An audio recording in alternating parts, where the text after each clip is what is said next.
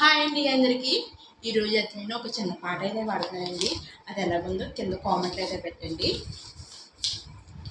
గులాబీ పువ్వు నాలో నేను నా మనసే దోచావే నాకు కూడా తెలియకుండా నా తోడు నువ్వు ఉంటావా ఎప్పుడు ఏనాడు వాడకుండా చూసుకుంటా కంటి రెప్పలా.